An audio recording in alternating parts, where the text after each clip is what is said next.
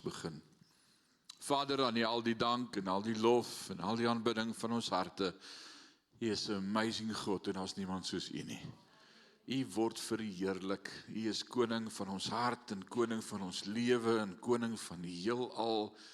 En U woord sê elke knie sal voor U buig en elke tong sal bely.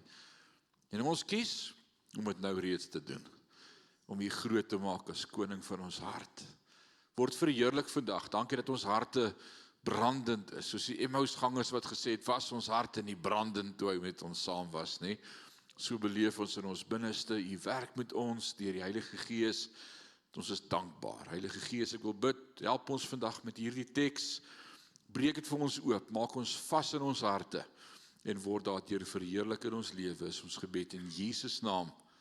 Amen en amen. Great. Nou ons is nog steeds in Filippense 4 en hierdie gedeelte vers 4 tot 7 is seker die crux of die hart van hierdie eerste gedeelte. Jy ken hom uit jou kop uit. Jy het hom reeds as 'n sondagskoolkind geleer sing. Onthou jy hierdie liedjie?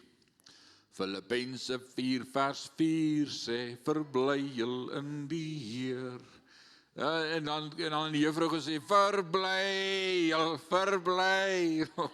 Right. Wees bly in die Here, sit 'n smile op jou gesig. Lewe is nie so ernstig en so stroef soos wat jy gedink het nie. Wees opgewonde en dan die hele rede, hoekom kry ek dit reg? Vers 5 sê vir my, want dit kom na vers 4.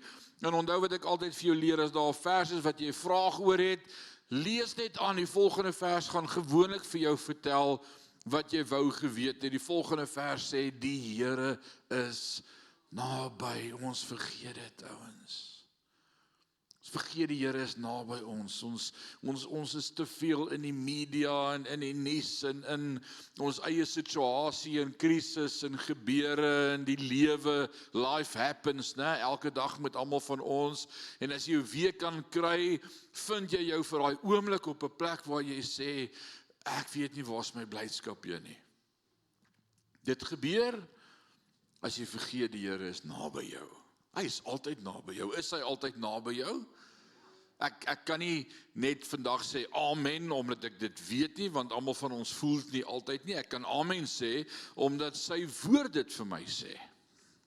En sy woord sê, Jesus gee sy woord vir ons in Matteus 28:20, as hy die eerste keer vir ons sê, ek is met julle al die dae van julle. Lewe jy nog? Dan is hy by jou. As jy nog asem het, is hy by jou. En as jy asem uitblaas, is hy by hom.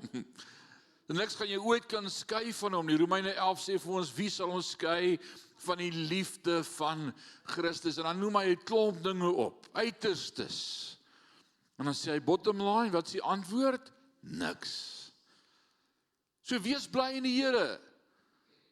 Spreek jou gesindheid aan, spreek jou hart aan, jou attitude, jou gesig en sê, kom aan, tel jou kop op, wees bly in die Here. Nou ons gaan vandag kyk na omstandighede en hoe omstandighede baie keer vir ons wil dikteer en sê, jy het nie rede om bly te wees nie. Tehila, ek het nie koffie nie, maar ek's nog steeds bly want jy gaan nou vir my bring.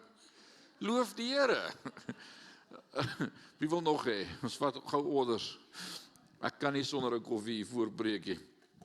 Maar ons is bly in die Here, nie oor ons omstandighede nie, maar oor hy op die troon is van ons hart.